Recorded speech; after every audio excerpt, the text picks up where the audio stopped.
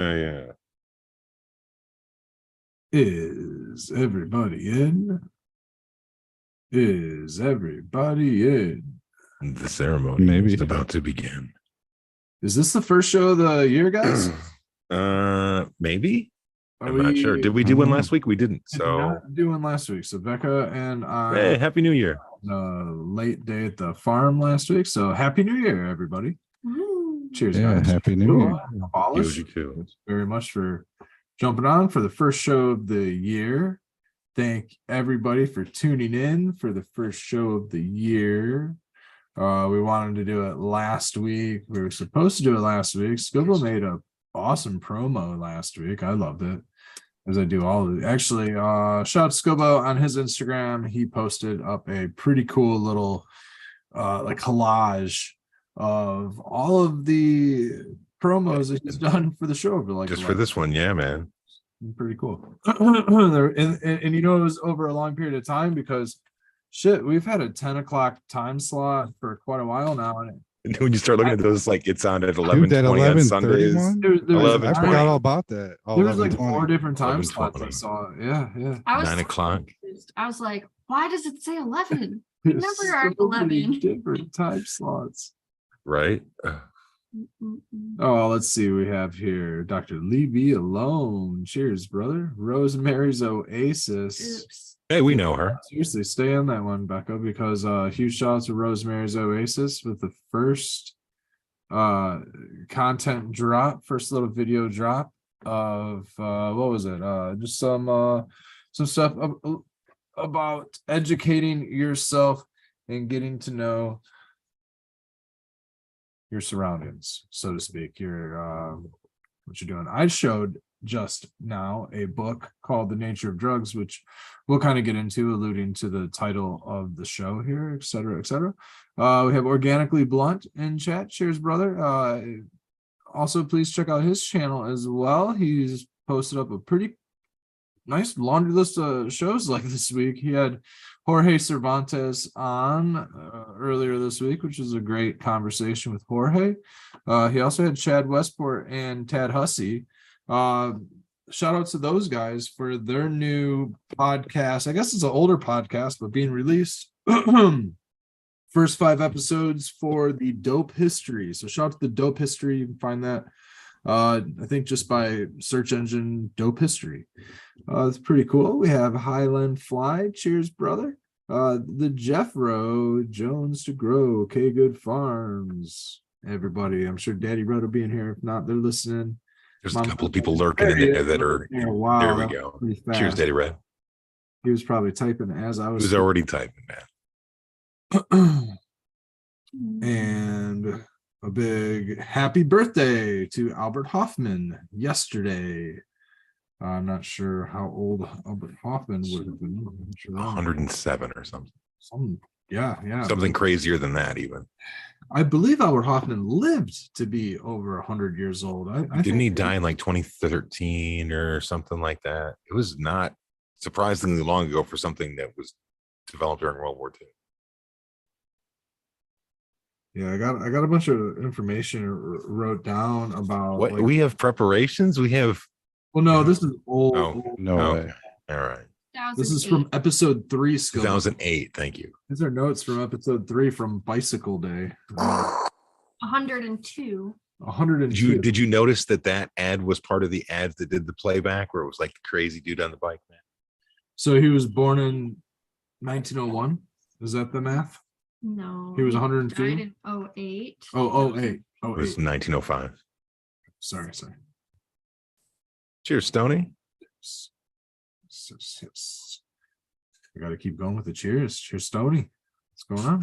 There's 2 different Wikipedia pages, just so you guys know. What the One is fuck? Albert Hoffman, and one is. Does one say disambiguation? Oh, it says Nazi. Oh, geez. That escalated quickly, didn't it? Or one claiming the other. Let's see here. If you get into a little bit of why are we wishing Albert Hoffman a birthday on Polarity Science? Why do we call it Bicycle Day, Red? Well, not his birthday, but why do we do the Bicycle Day? Today would not be known as Bicycle Day. That would be 4/19, right?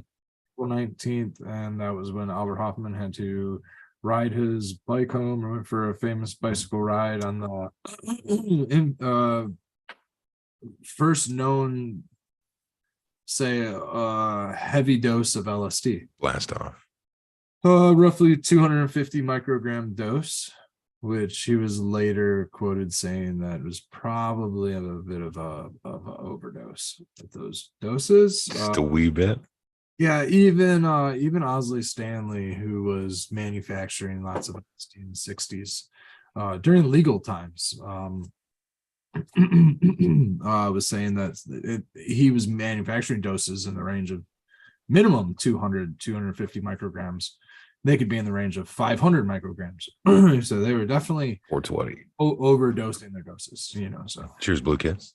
a little heads up of some of the reasons why there were so many maybe freak outs and bad experiences in those times when Purity, man. Steve was prevalent. Yeah, 500 micrograms of very pure needlepoint, quality LSD, to the unexpected, it could be fit on the same size blotter as your last dose, which may have been 50 micrograms or 100. Baby come back, right? Yeah, sure, certainly, man, certainly. So here in celebration, I have LSD, my problem child. This is that's Albert Hoffman there as an elder, of course. Cheers, Tigro. This has much more of his information and even some famous photos, of course, inside. But yeah, this goes through. Also, the first to synthesize psilocybin. So we get into talking about psilocybin work. He was one of the first to receive samples from who's going down? Was it Wassman? Gordon Wassman? Gordon Wasson, who was one of the first to receive samples from. Cheers, Jeffro. Maria Sabina, 1950 something. Was the educator on it, I suppose. Yes, and apparently people had been going down to Mexico and having ceremonies and things for many generations and years, and it just kind of came out and did a thing there after that. After she caught some shit for that, apparently. I've read later on is that for sharing that information with outsiders. Okay, so within her own community. Yeah, I can see that. Giving information to the gringos. Well, here we are today with she's a large part to thank.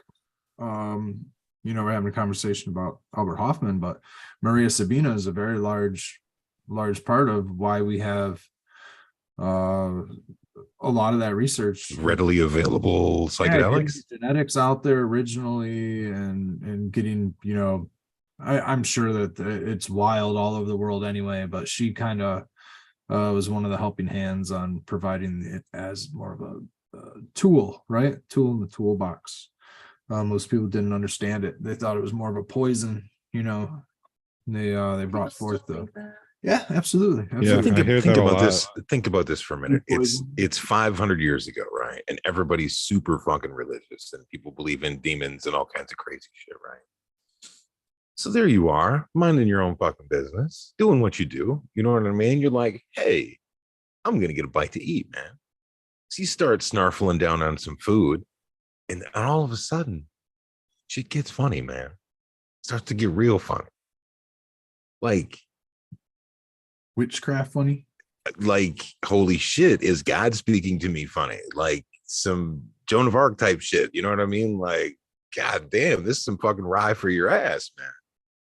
So, we at least have the bare bone understanding of what is going on when these substances are introduced to our system. But think about how it would be for someone who has absolutely no idea of what the fuck's going on. That's where the Bible and everything came from, probably. That's where what? Where the Bible and all of our great historical stories probably came from. There's a lot of psychedelic use. I think that's where cave paintings come from, dude. I think the shamans would go in there and fucking get down. Did you see that they showed a thing where they were like, why do all these bowls have these weird spots on them all over in these cave paintings? And they found out that it was actually the star alignments, and it's to tell them basically when the herd is going to be calving, Oh, which I nice. thought was kind of fucking badass. I'm like, okay, cool. I just read that this week. That's super smart. So is agriculture. It's the original Farmer's Agriculture. Almanac, dude. Yeah. There you go. Skilbo. It's amazing. Cave paintings were the original farmers. I like that, dude. There's probably so much truth to that, man. Like so much theory in that, so much reality in that. Well, and then like the other one is like, why are there so many equinox markers and shit? Why do so many people have all these equinox markers? They think, oh, it's aliens. No, it's not aliens, motherfucker. It's to figure out when the harvest is. It's to figure out when the planting is. When those things line up and, you get like the whoop and it comes together and it rises over this point, like, oh, okay, cool. This is that one. And then over here, there's like another peak and it rises in there. Like if you pay attention in your backyard, in the summertime, your shit will raise more to the what is it, the north or something? Yeah, I think it raises more to the north that way, and then in the wintertime it starts to rise more to the south. Yeah. In the northern hemisphere, of course, where we are up here in Michigan. Oh yeah, that's only for us up there. And shout out to our Australian friends down under. Becca's over here plopping around, down under. They're in the midst of summertime right now, and the heat and Becca's got some seeds out right now. Oh shit! What are you showing off, Becca? It is in fact sowing season, guys. We are getting ready to do some seeds tonight or tomorrow. Yeah, it's onion season right now for us in zone 5. We're zone 5A. We got to almost, shit, man. We're zone 6 right now. It's been the 40s the last couple weeks, 60s last week. It's going to be in the 50s. I think it's going to go down to 31 or something tomorrow. In like another 10 days, it's going to get back down into like the 20s or something. But we're not starting seeds just because it's warm out. There's a seasonality to what needs to be started, and some varieties of plants just take an incredibly long time to grow. Onions are one of them. Rosemary is one of them. Some plants are cold weather hardy, like lettuces and potatoes and weird shit. Yeah, so we're going to get our leafy greens started indoors, and then get sort of a little low tunnel system set up. Not really a hoop house or anything, but just sort of a cold frame type of a deal, so that we can just get some greens in the ground, and when it's warm they'll grow, and when it's cold they'll store. And hopefully we'll have some of our own food growing, eating our own food in like March. Hopefully onions will be in the ground and planted by April. We'll have our first succession of many things sown in the ground by April. We've been rocking and rolling, man. Do you guys have any cool down point in your garden, or is there always something coming out? They're always excited and overzealous. Trying to always have something coming out, and then like if there's nothing going in, then there's either leaves or grass clippings piled on top of the soil, or we have I just finally invested in a little bit of different kinds of cover crops. We were gifted by Becca's stepdad some really cool native like grasses and some stuff like that we're going to try to use for some cover cropping. I got some like winter rye and clover vetch mix blend that I was kind of too late. Hairy vetch. Hairy vetch, yeah, some stuff. I'm going to try to get it in the spring, even though it's going to be unmanageable, but just for getting going. We're gonna just try to like, and so like I got a little bit of like stuff like to like throw down in patches, like where if we don't have anything to plant or I don't have enough biomass to lay down, I can throw some seed down and at least get a little green manure or something growing. But yeah, man, there's not a lot of downtime out there. We were expecting more downtime like with snow and freezing weather, but without it, we've just been letting the chickens do their thing and letting them putting them in the beds and letting them move around. Becca's been taking them out of the coop and letting them scavenge throughout the gardens. And because of all the protein that they're getting, we're getting like 4 eggs a day right now. That's good for the winter. Yeah, our large yeah. is some like extra large eggs, which is really nice. One of our chicks is giving us 2 eggs a day. No, No, I thought Kamala was giving us 2 a day. absolutely not. Wrong. I am Absolutely wrong. wrong. I'm wrong. I thought We can tell who's doing the lion's Well, we are share getting of 4 the eggs. egg collecting over there at Red Setter Farm. Still, that's breakfast every day. You're doing good. Yeah, no, We're getting there. Yeah. we eat eggs almost every day. I like just started liking egg sandwiches. They're so Mm.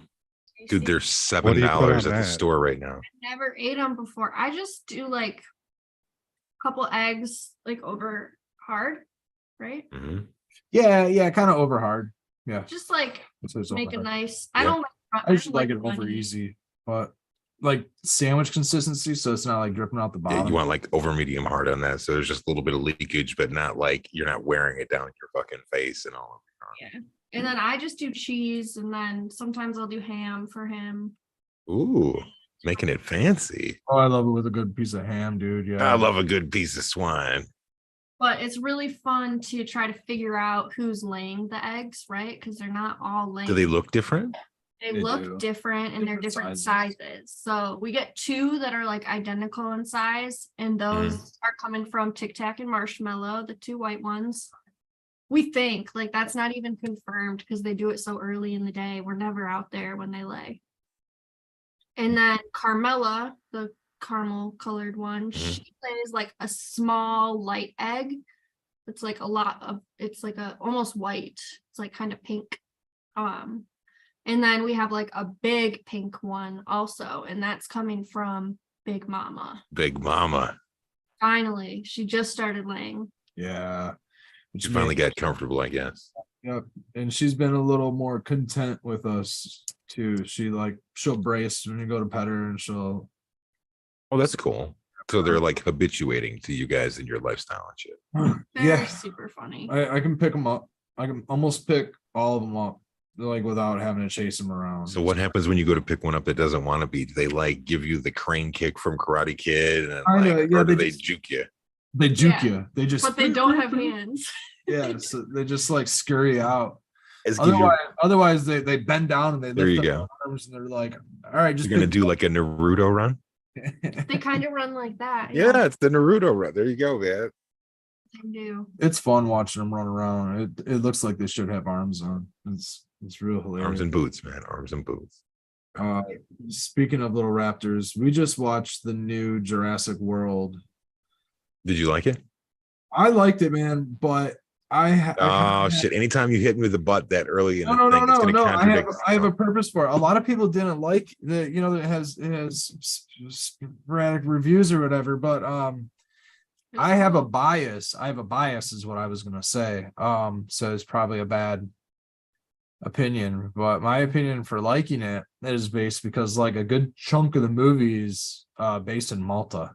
They do a lot of the That's not a reason to not like the movie. Like, that's why I like it. That's like a main reason why I like it is what I'm saying. Is Yeah. like, so I'm kind of biased towards do they go to the what's it called, the Hyperborean? Do they go to that, or Where's that? the Hyperborea? Isn't that what it's called? No, they don't show any of the old sites. Okay. They don't show any of those old sites, but they They're trying to tell me that was like made by racing through- Velociraptors like or racing something. through Valletta and stuff. It's just pretty cool. Yeah. Right on. I don't know where the dinosaurs I think are in there. I'm not gonna put any spoilers out there. but Spoilers. Abolish needs a lightsaber right now, so you can just. since yeah, do it, Abolish. You got one? Pull it out. Not anywhere close to me right now. Just a lyrical lightsaber. Let me drop these hot bars here. Metaphor. Dropping fucking hottest mixtape of 2023. Metaphorically speaking. I suppose we can at least bring up the original Jurassic Park, which is like practically public domain at this point. It's like 29 years ago, bro. It's cool. I think it's safe. We can spoil that now. Still Dude, old yet? sit up here over here somewhere. I have the original novel from Michael Crichton. the microcardium, but the Didn't think I knew that, did you? Pretty, just a little good guess there. distracting pain in the back of my head here. I like the series. I just didn't like in that one. I think it was the one right before this, how they started messing with the genetics and making a super dinosaur. Like, come on, there's plenty of real dinosaurs you can just keep bringing in if you need new content. Yeah, I didn't actually catch the second Jurassic World. Something crazy was that, like, they were saying, and I'm not sure when the fuck this was, but we think of the dinosaurs as all existing like contemporaneously with each other. And they were saying that, like, we are closer to the T-Rex than the T-Rex was to this fucking sauropod or some other bullshit. Oh, You're like, whoa, that's pretty fucking crazy, man. Just because of the span of time, you know. And dinosaurs have feathers, a lot of them. Some did. That's where the chickens come from. They are your dinosaurs. When there's the T-Rex scenes, and it's like, wow, that's like a chicken looking for bugs. Like, it's really just like they do the same little head movements. well, Except you're the bug that they want to cut the head off of. Cheers, Dave. Our chickens are getting pretty feisty. They'll go after my fingers quite a bit. And like, Yeah. if I've got anything on my boots, like they're trying to get the tags off. They're trying to get everything. That's not food. Hungry ladies. yeah, they're Look how like, scary those things look to the bugs. Just oh no yeah, emotion in them eyes, coming down with a death. Terrorize. Oh, side eyes poor guys. I was feeding them bugs the other day. like fish, like land fish. Land fish. Yeah, their eyes are on the sides. Weird. Their Strawberries. eyes are on the sides, man.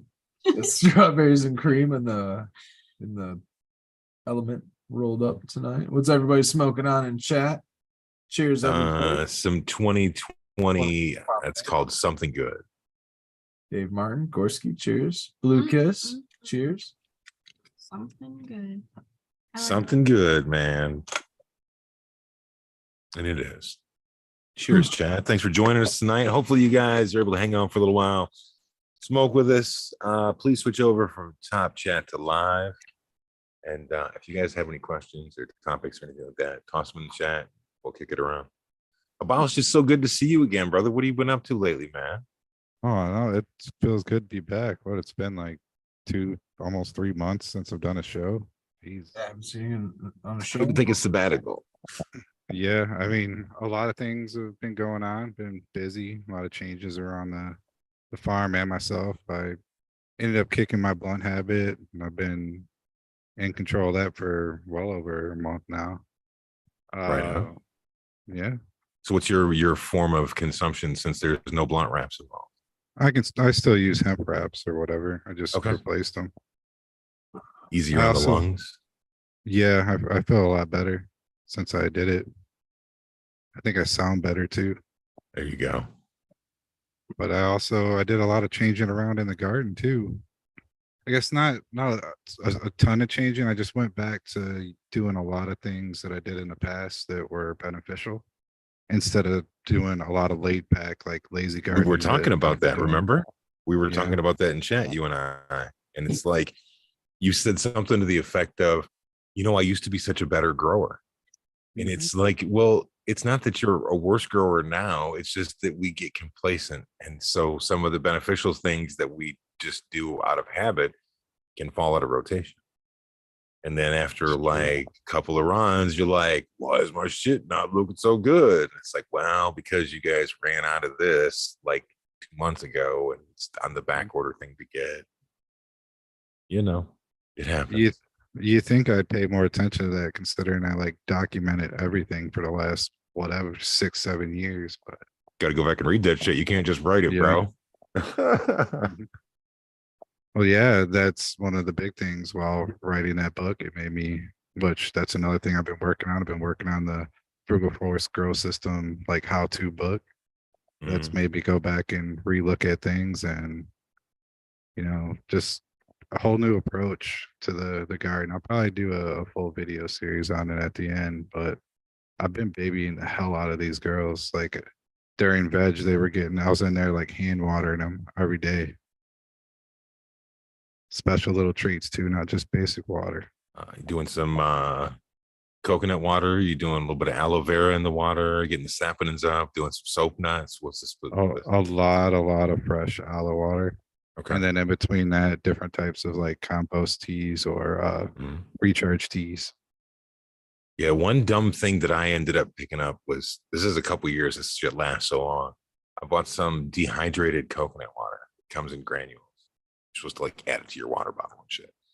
And I was using like an eighth of a teaspoon of that, man. And just using an eighth of a teaspoon of that, and then an eighth of a teaspoon of I had freeze dried aloe vera powder just because I didn't have fresh. And once I bought that shit, it lasted for years. Just adding that to the water, man, it makes a fucking huge difference on it. It gets the saponins going. It gets everything, cells fucking woke up and jamming. You can use it as a foliar as well. So if I have an aloe plant, what's my method? Like how do I get that into water?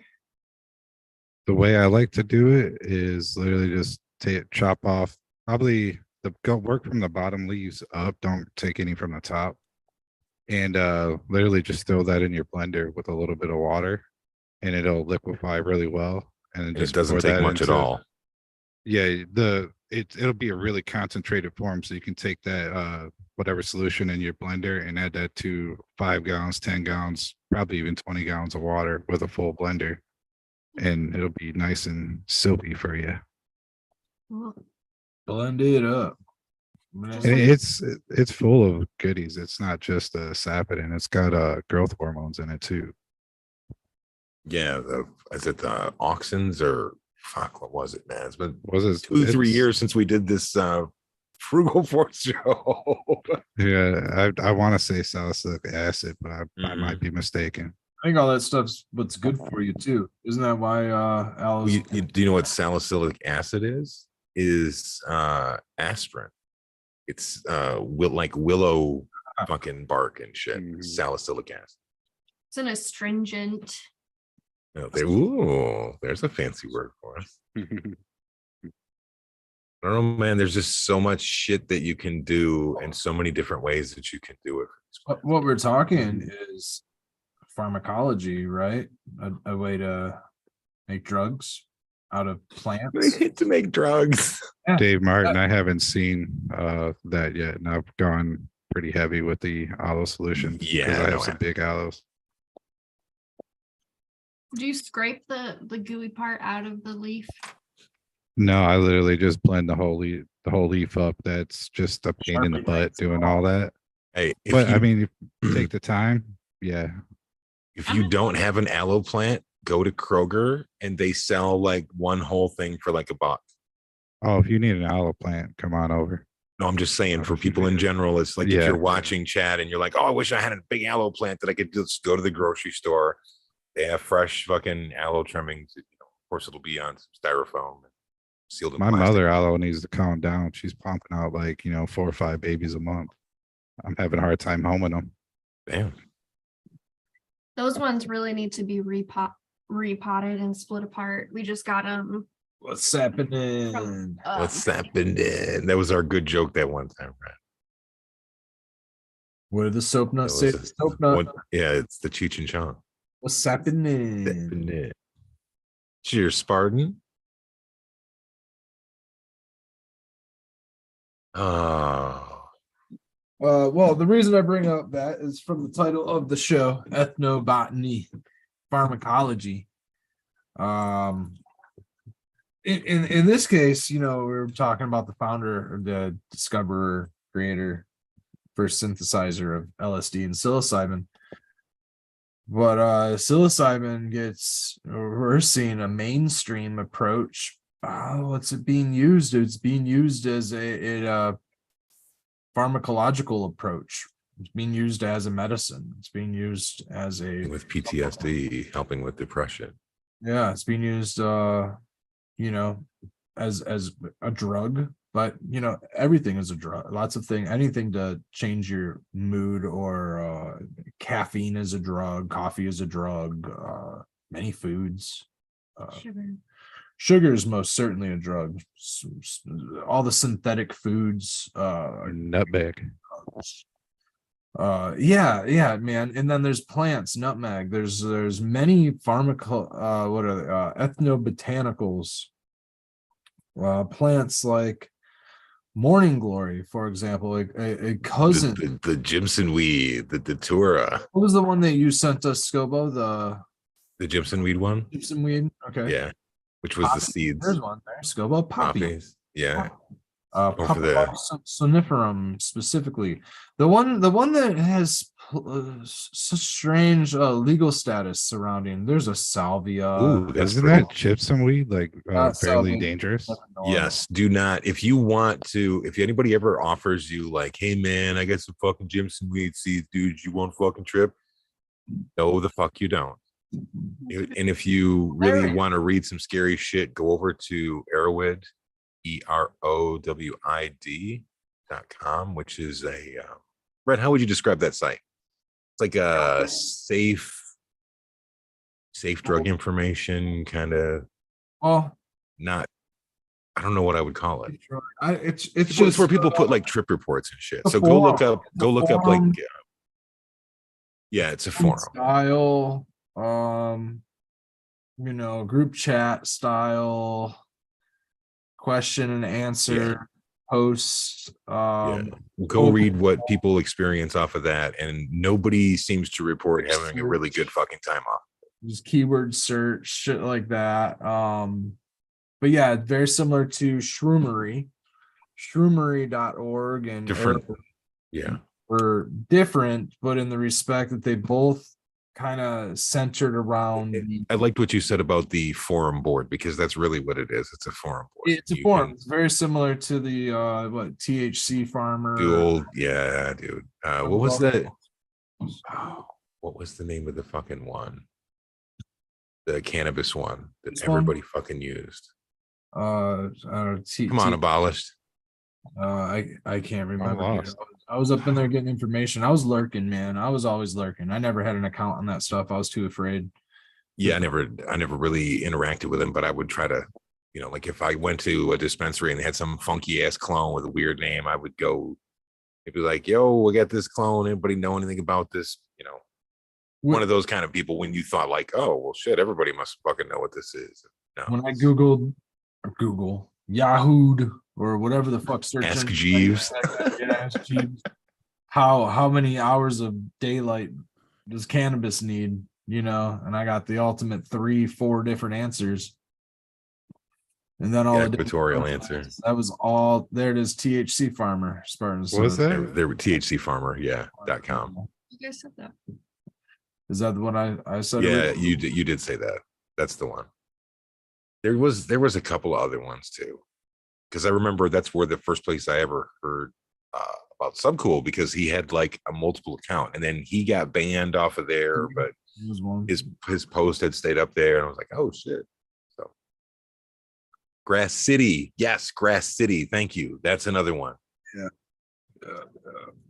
there's a handful, man, but it was very similar to where you're. That's where I got a lot of my information.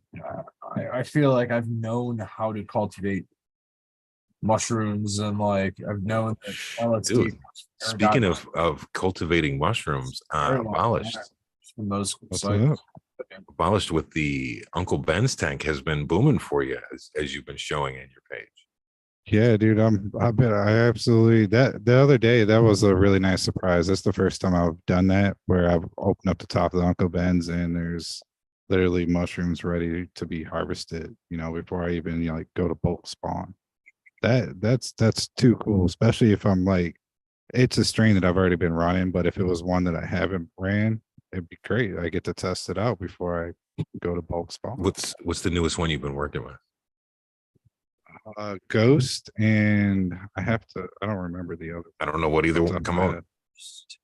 These were two strains that were sent to me from somebody from the community. He right on. Yeah, so I'm gonna run them and test it out and give a report back. Now, I really like this idea because you can get a handful of different kinds of rices and stuff in those sealed bags that are sterilized. In order for them to get out, they got to be like in order to get them on the food shelf, right? They gotta be certified by the FDA, they gotta be sterilized and all that stuff. I love the idea. I think it's a great idea. Does Uncle Ben's, or is there like an organic one? My concern, I don't want to poo-poo on this thing because I think it's a great thing, dude. It's super convenient and easy, and it's super affordable. How much are those packs? Like 99 cents or $2? Or No, yeah, they're up to like 250 now a piece. 250 still. Inflation, baby. But it's Still not that eliminating bad. a step though. Yeah, And it if you're is. having good results with it, then it's working for you. Well, okay, so here's my concern, right? We're very concerned. Most of us are very concerned about cannabis being a biodynamic accumulator. Most of us are concerned about pesticides and glyphosates and such in our media That needs to be the name of a new store, Red, is glyphosates and such. and such. It's just harmful chemicals, a big old skull and crossbones. And Just kind of wave a hand around when you say, like, glyphosates and such, is a PPE if suggestion, only merely suggested. My concern is Strongly I guess recommend. it's not really a concern. I guess I have a curiosity. I have a curiosity if we should be concerned about even the rye berries. If we get something from mushroomgrower.org, whatever, I'm hoping Corn that's spawn too. That's super popular with people. grain spawn. Corn Any is sprayed grain with spawn. all kinds of stuff. That's what I'm saying. Any grain spawn, anything at all. The only reason that I'm picking out that one is just because Okay, I see what you're saying. So you're saying that it's only as clean as our base thing we're starting with. Yeah, but in the mycelium is feeding on that right there. So my curiosity comes from, should we be sourcing like an organic no spray rice? What's the term for that? There's a Organic, it's but hard to say. like muddied up a bit. Yeah, because Yes, Becca, yeah. the organic has been muddied up, so it could still have been sprayed with something, and there could still be extracts of something. So it's hard. It's almost like you have to some certification thing or some shit on it. Remediates it and turns it into. I was something thinking that different. too, and that's why I don't know enough about it to poo-poo on the idea of like maybe it's remediating any type of the agent that's been sprayed on the grain, whatever grain that's being used, rye berries or Well, maybe before we go on, maybe Abolish, you can explain why we're using this and what it does, and because if somebody doesn't know, let's they're talk like, about the what tech. the fuck Yeah. what Talk is this about Uncle the tech Ben's because it's a bullshit? good tech. The Uncle Ben's thing is mostly a convenience thing. Like if you don't have a full high tech setup or whatever, You're it's talking like very pressure cooker and shit, right? yeah, because you have a already sterile environment inside those bags. The only time that you're going to bring in contamination is when you're doing your inoculation, but you just got to make sure you're careful during that time. What are you doing? Uh, Taping up the hole with some surgical tape or Yeah, it's called micropore tape. You do horizontal cut across the top and then a kind of slanted cut to give it like a chimney so it can off gas. And then you can either put your liquid culture in there. It takes about 0.2 cc's per bag. So one liquid culture can go quite far. You can also they're really nice for doing grain to grain transfer. It's just a very convenient way I found for me to keep my genetics around and just keep growing. Okay, so we're going to use our spore syringe and we're going to inoculate the Uncle Ben's thing, and then that is going to serve as our what? That's going to serve as our spawn, right? Yeah.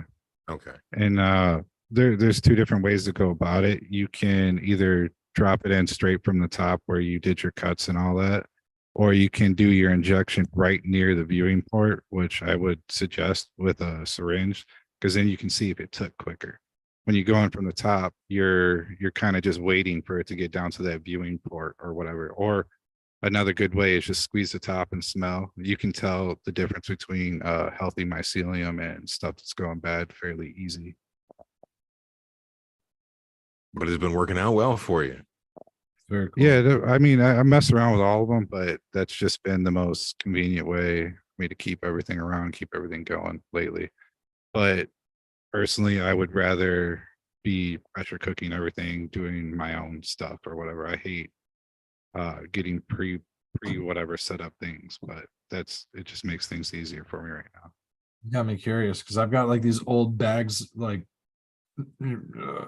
what are they? Quinoa.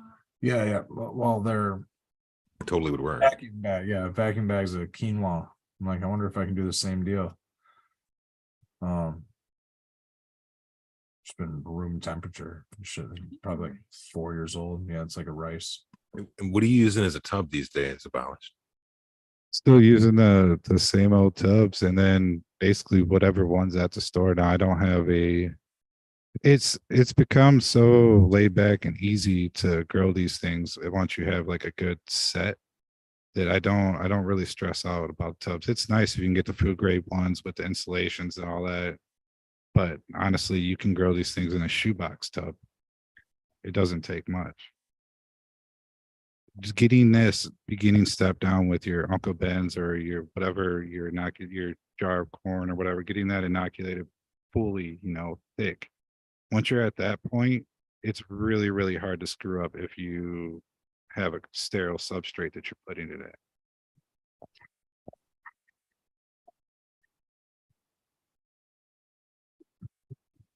But I'll tell you right now, the Uncle Ben's, you'll still have, it's probably one of the highest failure rates of any kind of like whatever starting inoculation method. Why do you feel that is? Because I think some of the bags have a little too much moisture in it, so you can get slime mold fairly easy if you're not careful. But yeah, it's probably, I'd say 1 out of every 5 bags end up going bad on. Yeah, it's not like you can open all the way across the top and then toss it in a bowl and then put it back in there, because now if there's anything in the air, it's contaminated and you're putting it back in. And that's the whole reason we were doing this shit in the first place.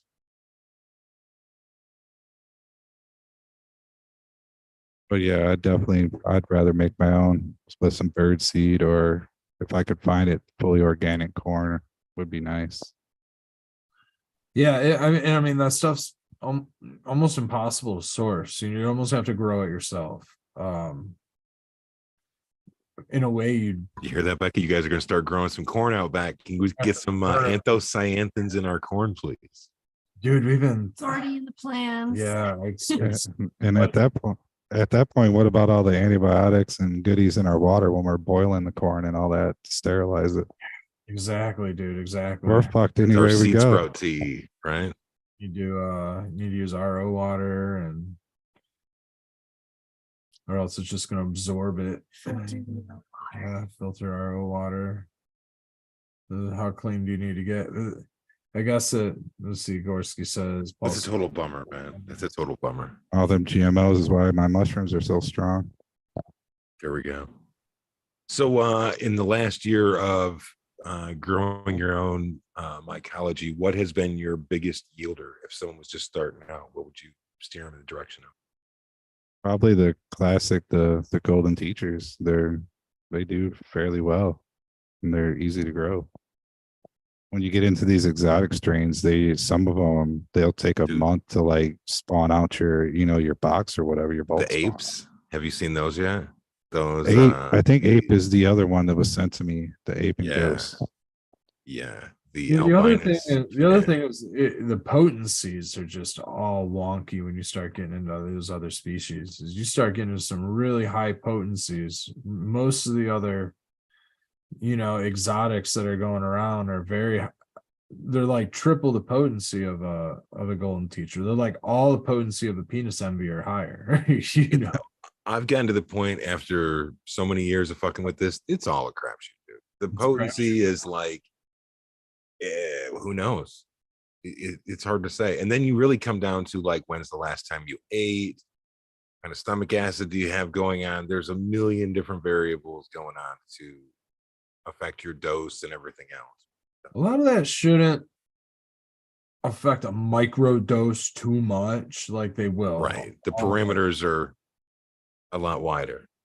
But I'll tell you what, man, when you got those heavy potent like we did it not too long ago. I just took like a 0.1. I was like, oh, 0.1.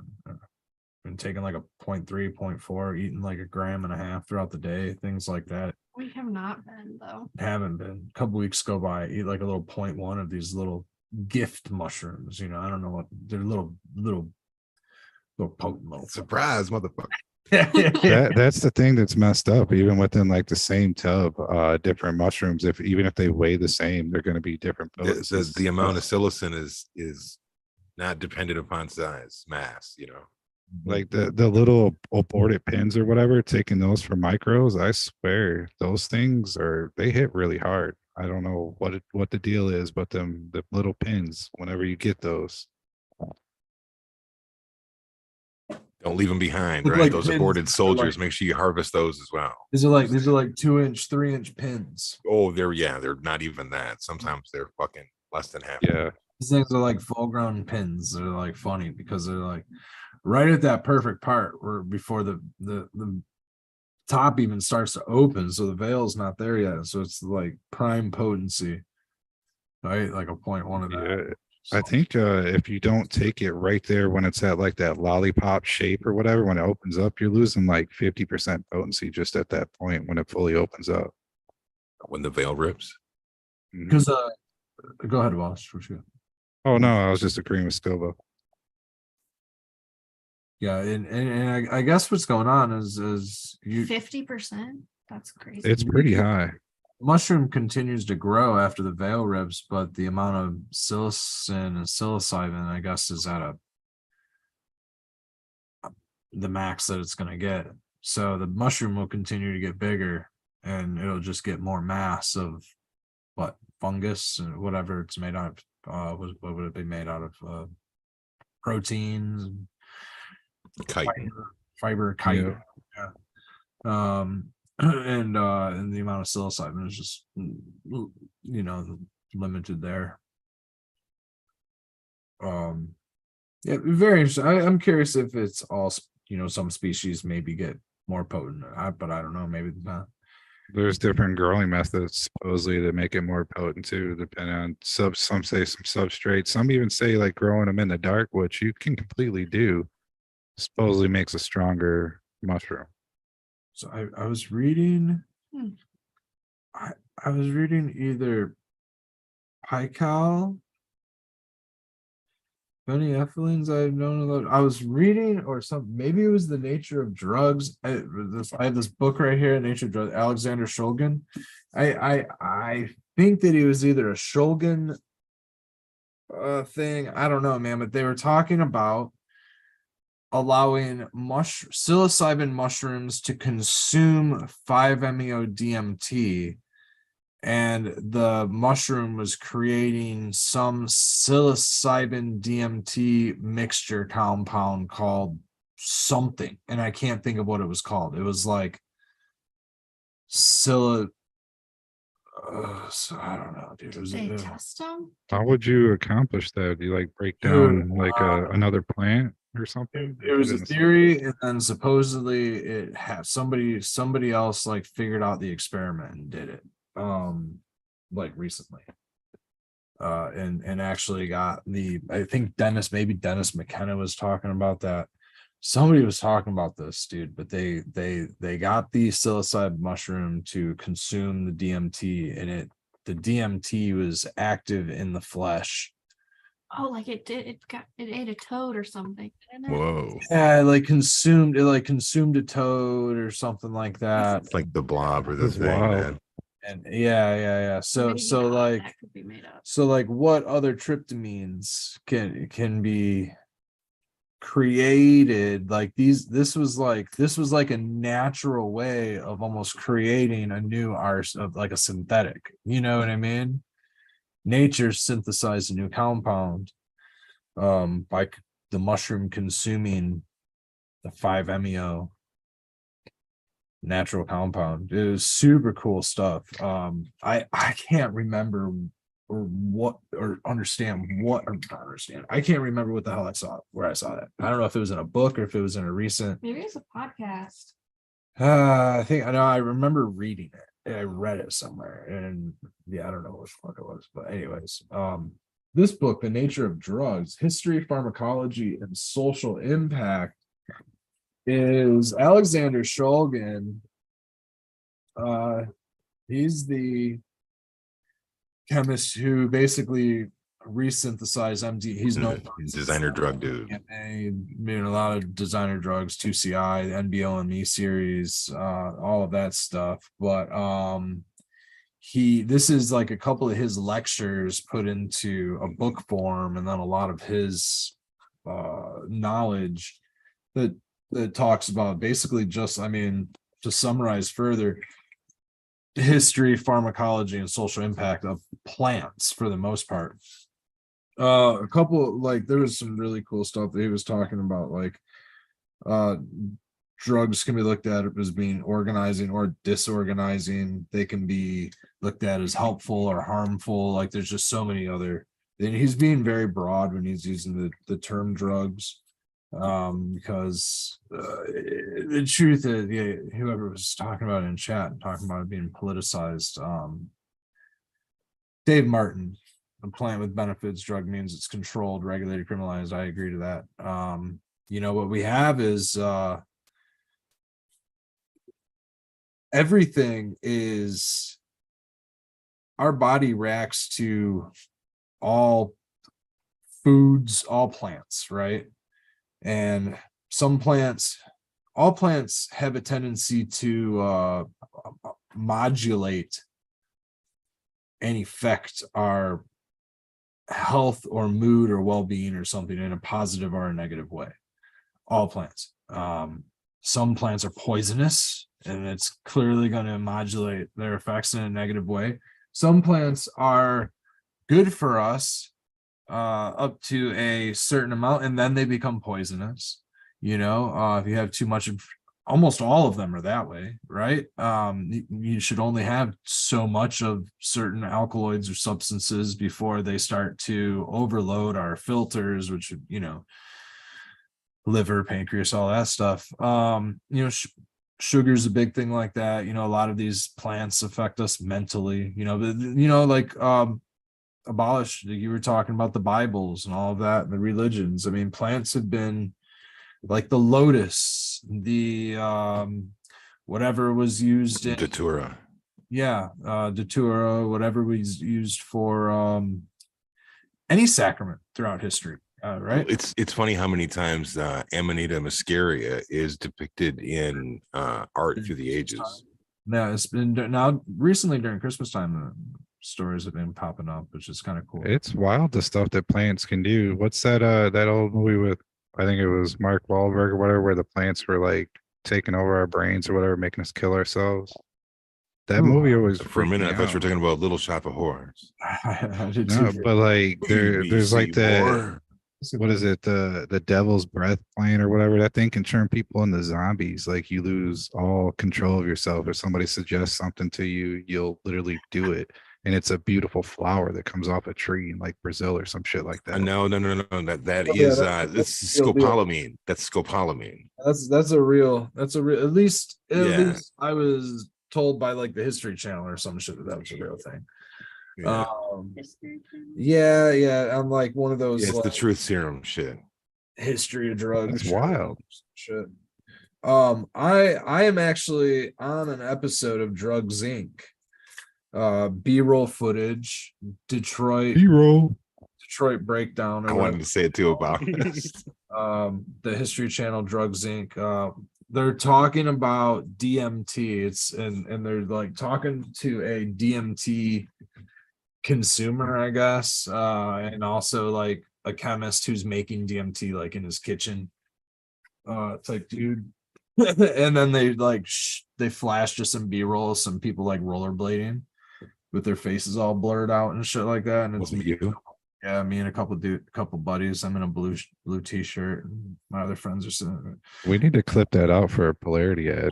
It's hilarious, dude. I mean, if you'd have known that, you could have tried to get a deal on that fucking selling those 2 mini splits back in the day. You could have like, telling me, yo, dude, man, I didn't even know they were filming for you. One of my buddies who was down there skating with us, his he knew one of the dudes that was down there filming for Nat Geo, and he was just down there in Detroit taking B-roll. So did some filming of us taking some B-roll. It was kind of cool. Jay Patrick says, I watched a guy. Go ahead. What's he I was saying? gonna say, Jay says, I watched a guy do a DMT extraction today on YouTube. What was the channel, Jay? Very interesting. Just as a breadcrumb to somebody else looking. I heard there is a new popular plant that's easy for people to grow indoors that they're doing those extractions with. I just can't think of it off the top of my head. Well, it's like you can buy the shit because you can use it for dyeing clothes, and it's like I was talking to a really good friend of mine about it, who shall go unnamed, as to make sure there's nothing that comes back up.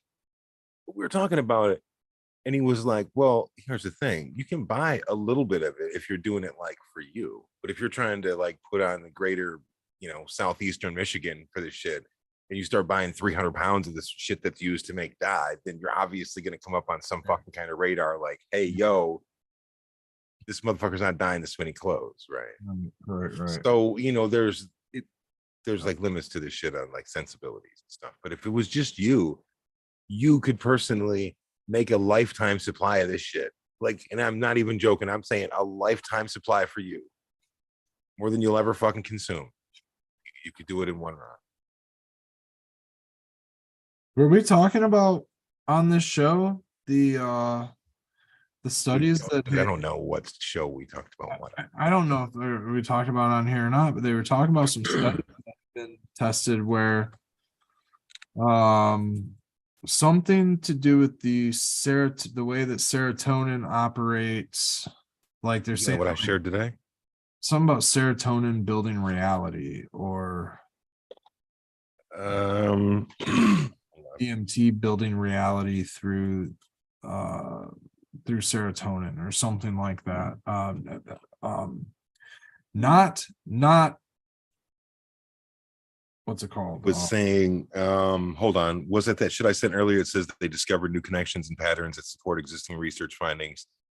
For instance, modifications in sensory perception were correlated with a specific serotonin receptor located in the visual cortex of the brain, which is responsible for binding to a molecule that controls mood and memory. That one.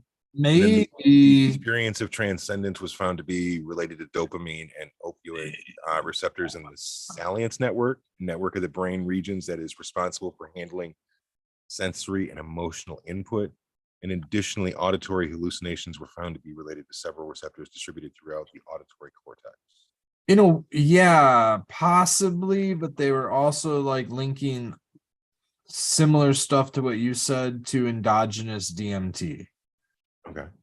Meaning what's already contained within my body naturally. It's not. Yeah, like so right. So endogenous, what's being produced in your body, natural. Supposedly you produce the same amount of DMT a day as you do serotonin. It's very similar, and that it is triggering the building blocks of our consciousness in an extent, and dreaming, right? Isn't that something, or is it yeah, something similar. I don't do the whole dreaming thing, trips me out. In what do you specifically mean, and in what way? Dreaming, just the act of dreaming itself is tripping you out. How real it can be. Dreams can be incredibly real.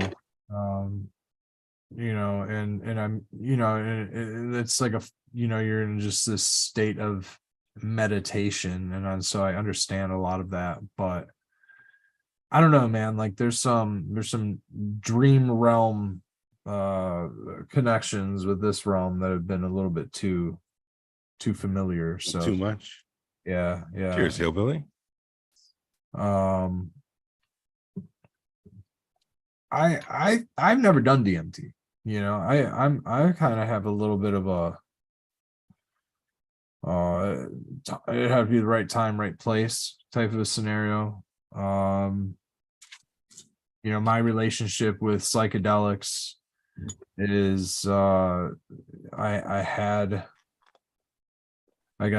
seen enough when the time came you know, when I was exploring and looking for it, and I found it. And you know, for the longest time I was like, I kind of want to like explore, you know, like go there and explore. But there's just been this I don't know if I've talked about it in many shows, feeling of anxiety or something in different doses. But slowly working that out. It's a blockage, but it's just because it's a blockage doesn't mean it's any less real though. You know what I mean? Yeah, and I'll tell you that like even though I don't explore high doses, low doses have really been holding me in balance in the last couple of years, and I notice it in times. So the last couple of weeks I haven't really been regularly microdosing. I have been regularly microdosing for the last couple of years, and every time I like set off of it, it comes back with this like heavy breathing, like I'm chasing my breath, feeling of sometimes I have to yawn to take a breath, things like that, which I've kind of narrowed down to being a product of anxiety, general anxiety, nothing really triggering, but the triggers tend to be more triggering during these times of general anxiety. So going through you know through the holidays and like being around a lot more family and like, you know, not really having a whole lot of like, well, we have had a lot of work to do, but like different types of work to where we're driving around a lot, we're doing a lot of other stuff. I just haven't been on the same type of regimen. In fact, I kind of took a hiatus for a couple of weeks, and I really started to feel it, man, in my chest. I started feeling like the anxiety coming back and shit. So I'm trying to like slowly kind of get back into it and try to like fix myself, because I've been feeling like I don't know, dude. The tension come back. It's weird. It's super weird, but it's like I feel like my old self. You know, it's like I don't want to say like down and out. I mean, maybe some of it has to do with the fact that like you know, I think of it as like for you specifically, it's like your RPMs are different. So like instead of idling when you're on your proper dosage, you're idling at around like 750, right? And then as time goes by, as you get away from your dosage further and further, now you're creeping up around 1200, 1300, which when you're just idling the driveway, not only sounds a little bit weird, but it's a little bit harder on the engine, you know? Well, it's your So- shield from the world, man. All the bullshit and negative energy and shit, stuff like that. Like the microdosing every day helps protect you from that, I feel. And if you're not doing that for a few weeks, it's gonna build up on you. yeah, yeah, and it's like the what you call it, the pace of life stacks up and builds up a lot faster. Like for some reason, like when you're in that, I don't know if it's just like maybe it's psychedelics or maybe it's not just psychedelics, you know what I mean? Maybe it's you know, cannabis, which I guess is a form of psychedelic, but you know, maybe it's whatever. Giving you some sort of a flow state. Maybe it's caffeine's a psychedelic. I don't know. A lot of things are actually psychedelics. When you look at it, psychedelics can be good for our performance, I suppose. Nicotine. Just ask old Doc Ellis, right? Yeah. Well, a lot of people think caffeine's a stimulant, and in a way it is, but it's more psychoactive than it is stimulating. You know, it bonds to our receptors that control our sleep more than anything. And it modulates our mood. And you have hard withdrawal when you go without it. Yeah, caffeine's a crazy one. Yeah, headaches. Like physically addicting. Similar to a lot of other stimulants, chocolates that way as well with theobromine. Our bodies with a lot of foods, you know, when you think of food, a lot of us, it's common to think of food as the carbohydrate mechanism that gives us energy, right? it's very rare to think of food as the thing that propels our health. But The it's microbiome, like of it's your gut and shit. You know what I mean? Like you have to yeah, have the right nutrients in your body in order to and do your these immune system. cellular fucking things. You're exactly, Skilbo. Microbiome, your immune system. Food is an energy source, but it's also it's our medicine. It's our prophylactic medicine. We don't eat the best. We'll order some pizza. We got some chips. We've been doing a lot of reading of ingredients lately, and we've been kind of learning and understanding. And it takes a whole lot more money than you guys have to throw down right now in these times of inflation for It fucking is. super bougie food. It Yeah, is. It is. But I'll Mhm. tell you, yeah, man. But I don't know, man, because we don't have the best health insurance. We have health insurance, but at the same time, like when health issues arise, 40 years of doctor payments and like all of that, like basically, I don't know. That's why we're growing a lot of our food. That's why we're trying to sustain as little from the grocery store, because it's not only expensive. It's not that expensive. It's a matter of discipline to like look at the package and just see what it is, because the price difference is negligible. There's really not much of a price difference.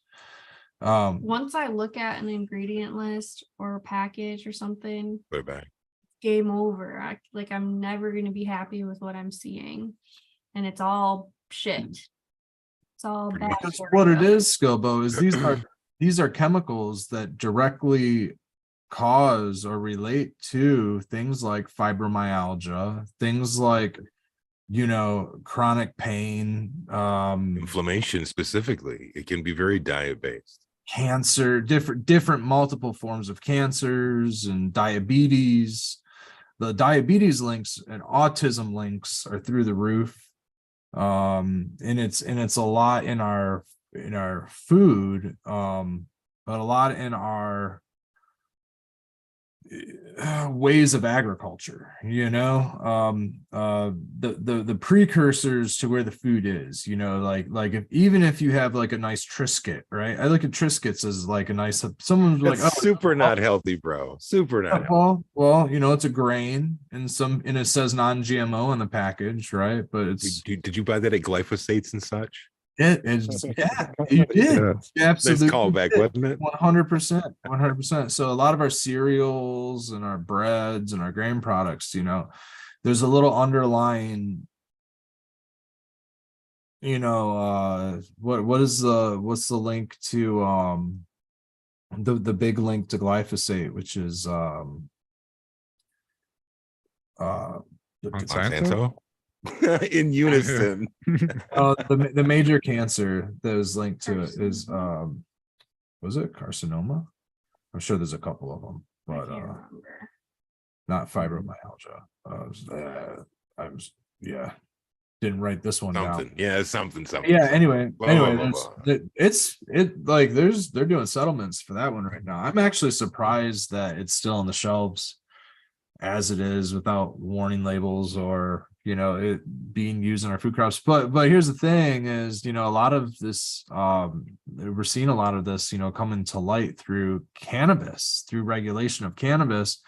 And they just did that recent so they tested the chocolate, right? And they found out there's heavy metals in the dark chocolate. Well, lead and cadmium in heavy all metals are samples of dark chocolate. it's in our coffee, and once you put that coffee into the and you grind it, and then you put it into the cup and you put water through it, now you have a coffee pesticide extract. Now you've extracted it all. So and it's probably a couple extra bucks to get organic coffee, but we're hoping that the sprays or whatever that they're using is a little less harmful. Again, man, it's just going to end up leading to that kind of like do it yourself or don't consume it type of a future. If we can't grow it, we almost don't even want to put it in our bodies. Like knowing exactly where that old like saying you are what you eat, you know, and it's just like, ha ha ha, you are what you eat. Well, here, eat some shit, you know, ha, ha, ha, you know, everybody makes that joke, you know, to an extent, like everything is that. And that's why I make that like thought process about, you know, what about these rye grains that we're feeding Well, our you know what bothers me is let's look ahead. I'm not trying to be like a doom and gloom fucking collapse person, but we do realize that we had a very dry growing season last year. I think we can agree for our area, right? It's like drier than normal, which was cool for us because like means the plants drank more, and so that also kept down on our powdery mildew and shit. We didn't really have to battle too much of that. But if we just tiptoe a little bit further into more and more drought situations like you're seeing out in the Southwest, like, dude, we could have a hard time even growing our own crops, let alone fucking trying to source crops. I don't know. Just Yeah. looking forward thing is like it's all fun and games until, and then I don't know. Hopefully you've been canning some shit for rainy days, man. Guess what though? The animals that we eat also eat it too. And so now all in our meat, it's all there too. So it's just Mhm. everywhere, guys. But No, I'm like I don't even want to fucking eat meat. I don't eat very much of it in general. gotta be careful with it. Well, yeah. I I'm a mean, if you're carnivore. going out, if you're going out to eat, if you're not preparing it, if you're not buying it, if you're not reading the labels, guess what? The people are buying the cheapest shit that they can throw at you to keep their cost level low for operating a kitchen. That doesn't mean they're buying all absolute trash because somebody can approach me and be like, "Well, I went to this one place and they served." Well, okay, sure. But if you're going through a drive-through somewhere, you know, there's a lot of really bad things in those labels that just because you don't read it doesn't mean that you're not consuming. Mhm.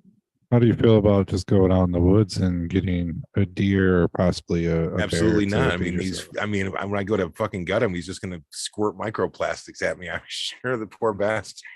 It's like,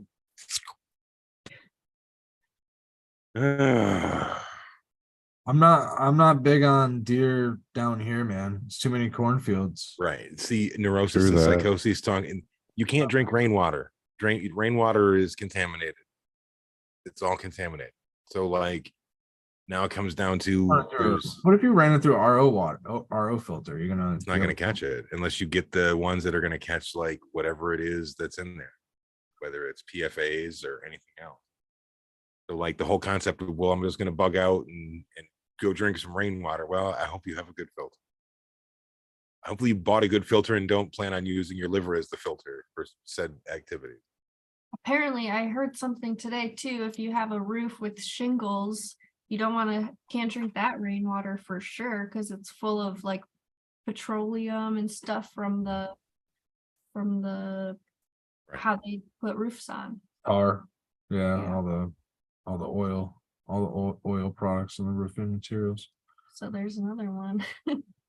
Roofing materials are all fossil fuel Just a lot materials. of bummer. Lucas thinks we're going to give ourselves a headache going down this rabbit hole. You know what? Yeah. It may in fact be, and it is kind of a bummer, but you just, at the end of the day, you can just do what you can do. You can make the best choices you can make for yourself. And you know what I mean? Like, what can I really control? What about AC water? You're talking about No, the you don't want evaporative that. shit? Yeah. There's a lot of bacteria growth and nasty shit in that AC water. The old DE water, that too. Yummy. Yeah, like reclaiming water from like gray water systems and stuff like that. I mean, depending on what you're trying to use it for, are all fine and dandy. You know, as far as being wasteful and non-wasteful, I think the water cycle exists pretty well. A lot of people are talking about, you know, price that it takes to like water an animal or water a plant or something, but then that plant respirates and the animal respirates or urinates and gives back to the water cycle, from my understanding. Energy's not created or destroyed. And I think water to an extent, I don't know, unless it's like trapped up, frozen, put into a gas. I don't know. Maybe I don't know enough about it, but I know that there, it gets maybe worse when it goes up and binds with the atmosphere and binds with whatever's up there. But I think that, like you said, Skilbo, no doom and gloom. The technology, right? Where we're at with technology, hopefully there's going to be some more, hopefully like let's just say the ability for some aspiring ecological fix it kid gets out there and wants to build like some cool filter for the ocean or some cool air filter. There's a new one that gets all that shit out, gets like 95% out. It's like a 7-layer filter thing. Maybe we get a bunch of those and Just get a bunch of them. Well, the problem isn't like how we're dealing with them. It's that we're still continuing to fucking create more. So it's like right. whatever we do until we alter our bullshit. That's where I'm hoping hemp and cannabis can get used as more bioplastics. We can Smoke one and build with the other, right?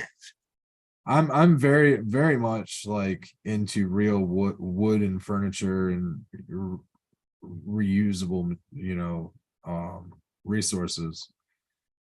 I don't like the synthetic furniture that's just made out of glue and stuff. I don't. Sawdust and glue. Sawdust glue. I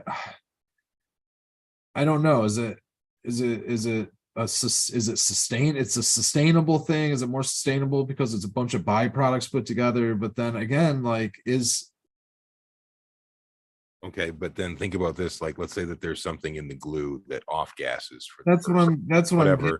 But if you had a piece of pine, like a piece of pine may not off gas for X amount. What's where's the balancing act at? Like, I don't know. It's like Lucas said, it's a headache going down the rabbit hole, but I always like to like talk about these like balancing acts of like, where is it like a point to where like the ecological balance, where's the ecologically balanced? Like it's gonna off gas and then like affect your local environment in your phenotypical reactions to said environmental stresses. Could potentially get cancer or something like that. Just for I think about that all the time, man. All the old, just whatever, and even paint on the walls and things like that. The carpet. I'm always curious if there's a link between this old shitty torn up carpet. It's like 30 years old, and like every time we vacuum, we just tons of like the vacuum fills up with fibers. I'm curious if there's a link between that and like any of the like tumors that might be on DOGs, like, or if there's links between the tumors on DOG are from the dog food, Red. Well, I could definitely probably see that. I'm curious, like grass, spraying the grass, you know what I mean? Like I've always just wondered, to where like, where does the teeter totter, to where like we don't know. That's the problem. Yeah. Where's the teeter totter to where it's like, the sustainable part is better for the whole, to allow like the half dozen to, get cancer and die. Like Zeus says, bro, you need to get that carpet out of there. Yeah. No, well, we do, yeah, really and we really do. The secret to removing carpet is if you're going to do it yourself, is to make sure you buy some. I know this is probably not good.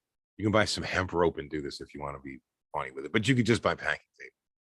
Cut your carpet up in strips and then roll that shit up and tape it so that it's in nice little small stackable things rather than trying to roll the whole fucking thing up like you're dragging a dead body down the stairs and it's a big dust cloud and shit. Like make it smaller, manageable bits. Yeah, you gotta do. And then make sure that if you take it out there that like it's not the week that it's supposed to rain on trash night. So like it's just a big wet mess in front of your house. 30-inch. It's gonna be so stinky. It's gonna be a whole. It's gonna smell like 1,000 DOGs running wild, man, like Hulkamania through that bed. in his butthole. He just like He's gonna smell like fucking pink guy. Wearing goggles for sure, dude. You see this knot that I have left over? Dude, I need to get you one of those old timey like the sea diver bell things that goes over your whole head. You know what I mean? With the hose. I need it, dude. Front. Yeah, I still got this. Whatever lead the hell boots. it is. Never gonna go away. Look at this thing. See that thing? it's because Yeah. Doji Nah. just prefers his butt go where your face is Yeah, every time. it's not the major. Every time. It's not the major reason. No, he lays. He does. He likes to lay where he puts his head. He gooches to mark his territory. I have a different theory on why my immune system is not battling this thing off, but I'm not gonna go down that rabbit hole. What is it? I'm not gonna go down that rabbit He hole. said, "I'm not going down that rabbit hole." He's gonna take Blue Kiss's advice that we should have listened to 26 minutes ago when we started this bullshit. Or I'm gonna continue But here we to try to are. boost my immune system with things like reishi mushroom and But you're gonna try to get yourself gooched on the other side to try to balance it out.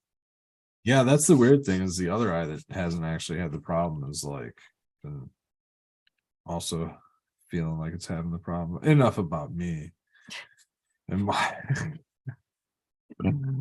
over explaining myself here.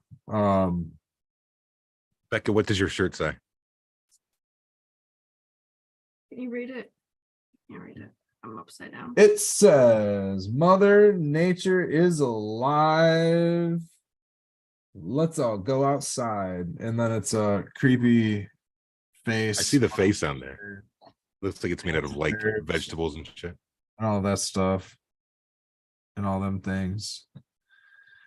Skilbo, I suppose if it was just inflammation and a little pain and I could smoke some weed and take the headache away and I could eat some nitrate meat and all that stuff. Ooh, baby, not the nitrates.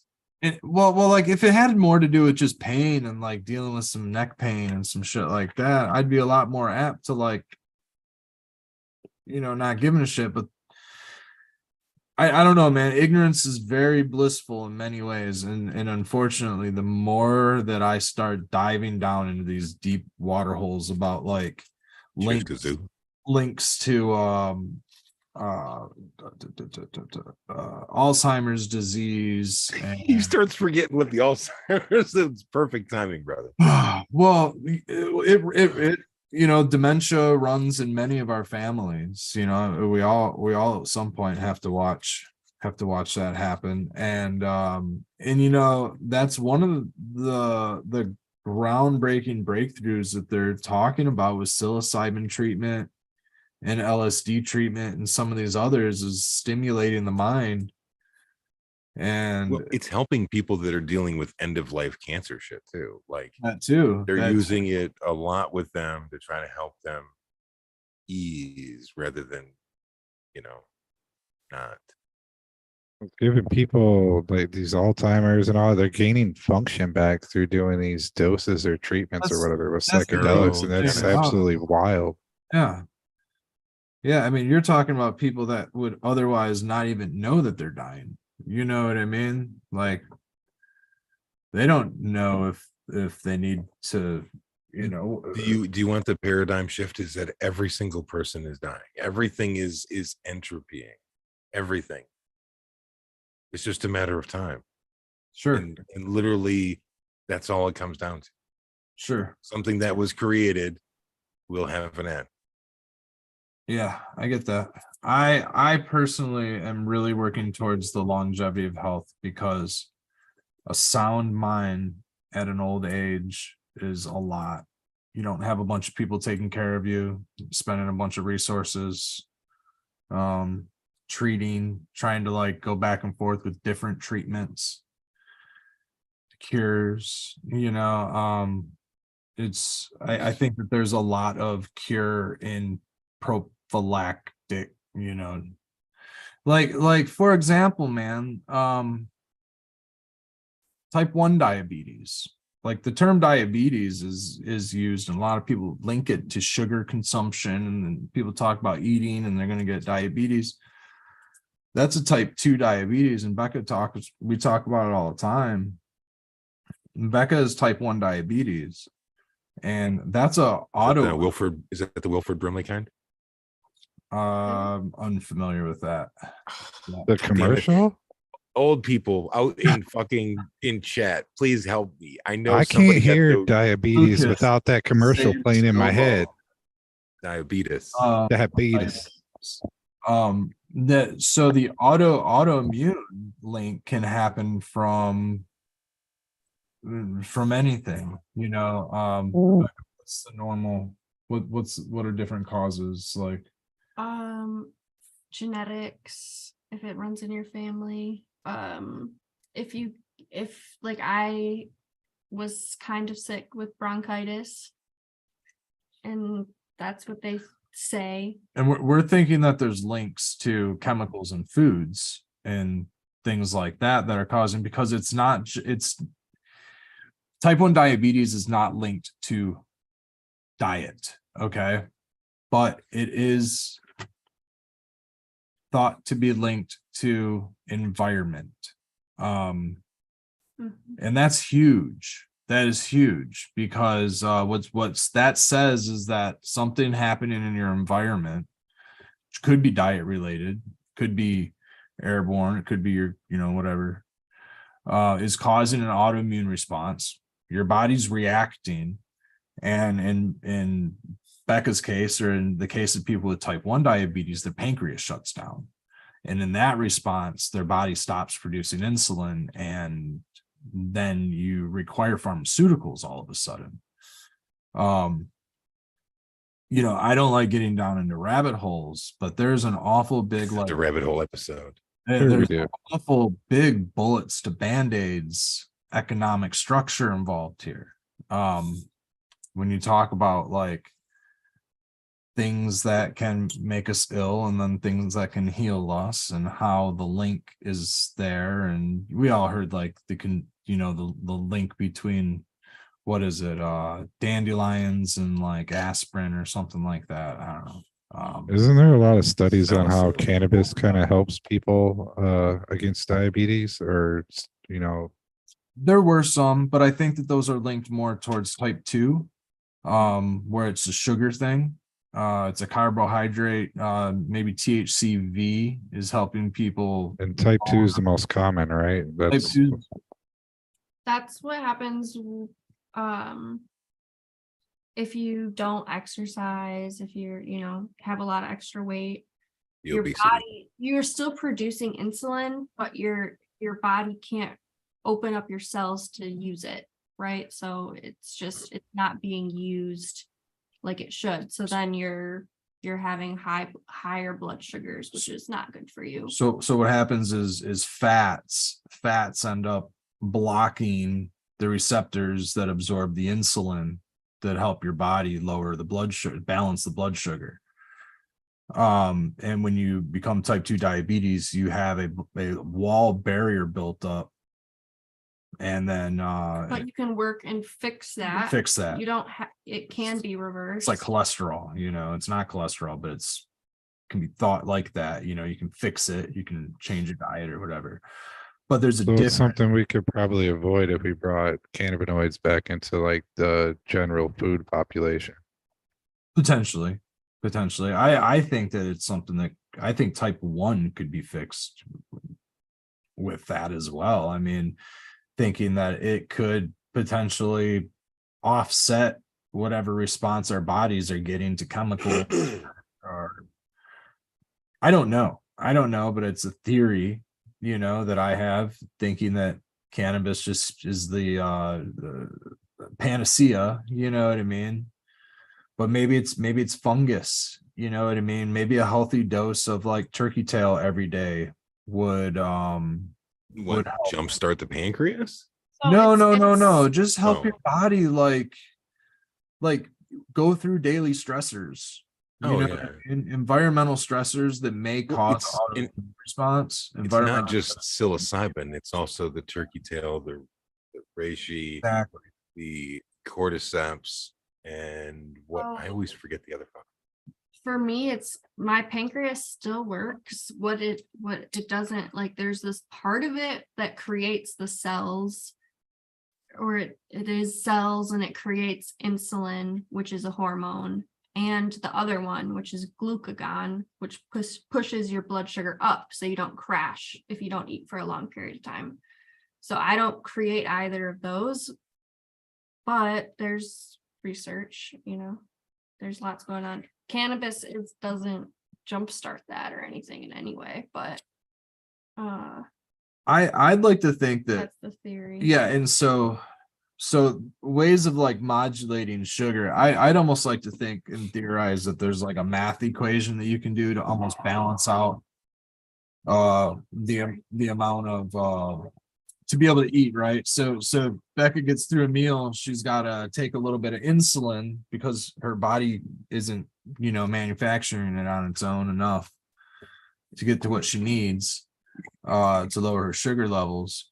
But meats, what is it, protein, like fish and chicken and beef, none of that stuff has carbs in it. That stuff's just protein. So she can eat that kind of stuff, get calories, get protein, and not have to take insulin for it. In a similar response, anything that is fiber has a negative effect on the carbohydrate. It acts as a shot of insulin.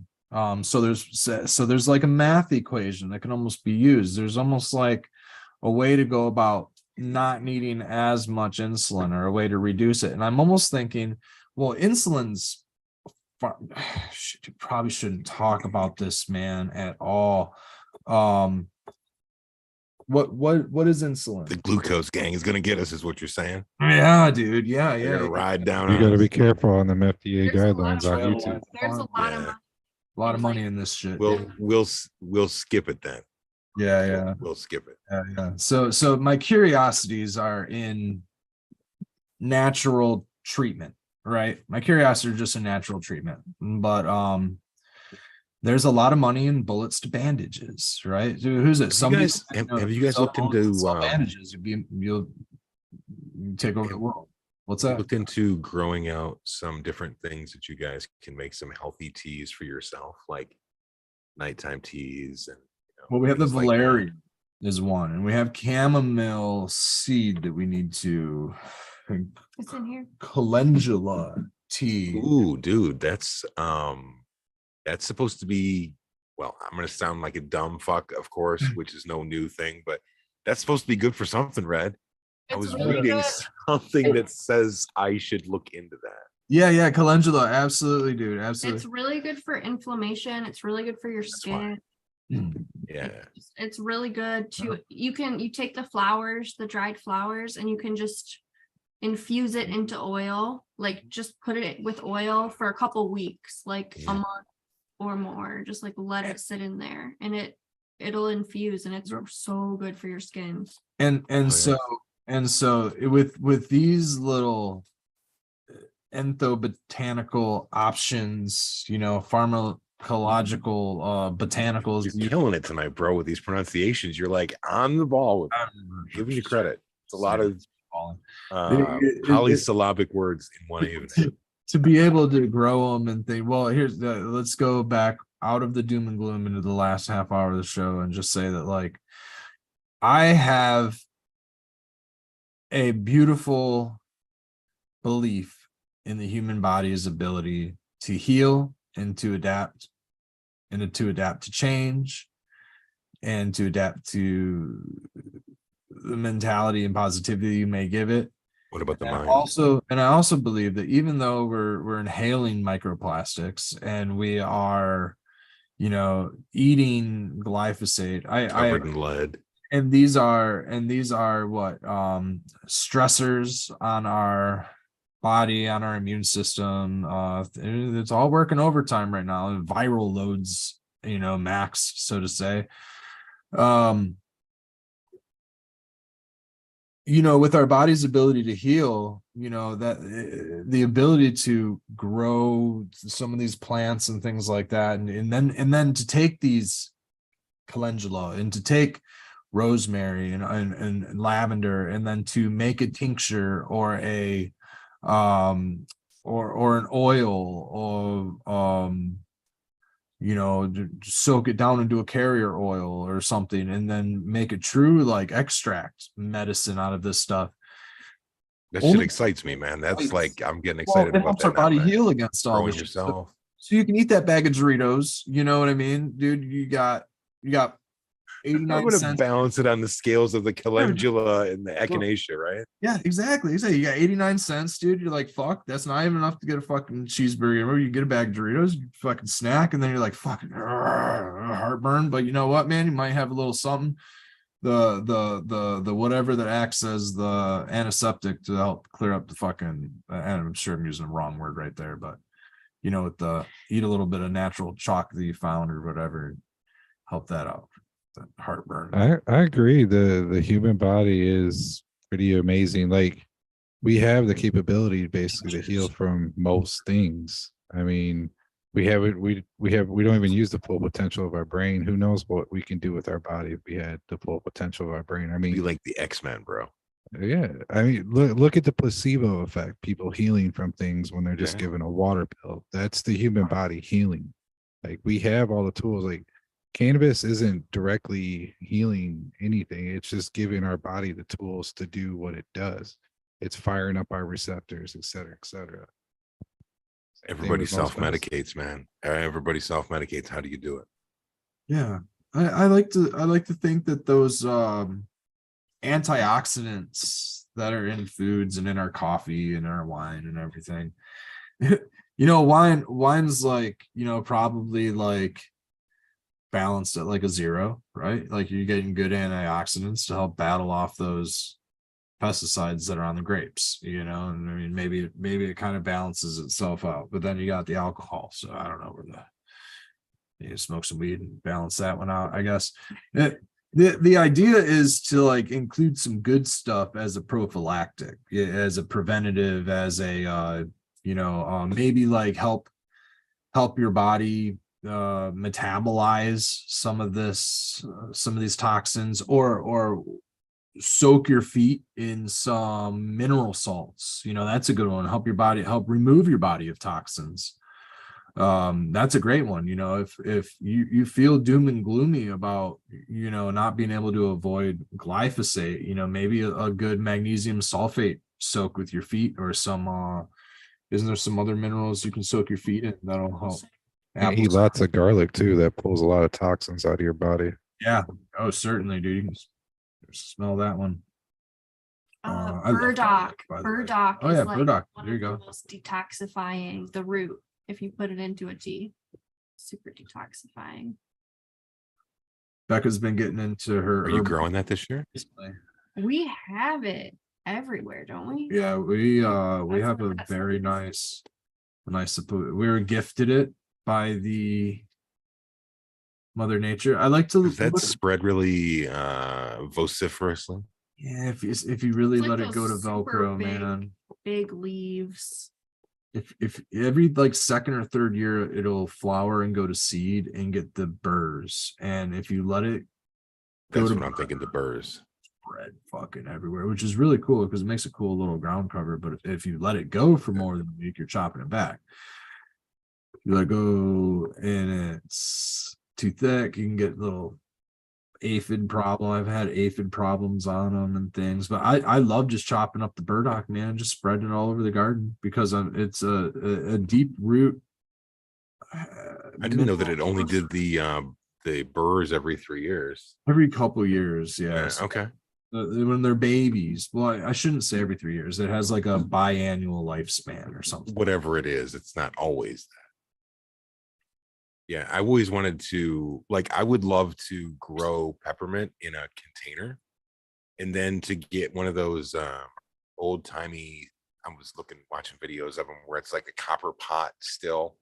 You put the water in the bottom, and then you fill the colander with fucking whatever your botanical is, and then you have like a bucket that had like a submersible pump, like you would for a fish tank or whatever, and they just had it cycling the water through there, so the cool water with the other shit beneath, and it's kicking out the oil and stuff. But I'm like, dude, there's so much work to fucking get so little oil out of this shit. Like, god damn, I have to grow. You don't want to plant that shit in your garden, dude. It'll take No, over. that's why I said it's got to be in a container, man. Like, Yeah. And Yeah, we got totally. some heavy patches of it. It's not do you have catnip too? No, we do have seeds of it. Marshmallow root. Marshmallow root. No. Okay. It's I used to throw definitely- catnips in my cannabis pots. We just ordered some wheatgrass. We're going to that for our- Germ, bro. yeah, we're gonna juice some wheatgrass and start growing some of it. And I got Holy some shit. microgreen seeds on order. We're gonna start doing that for Chowing them down.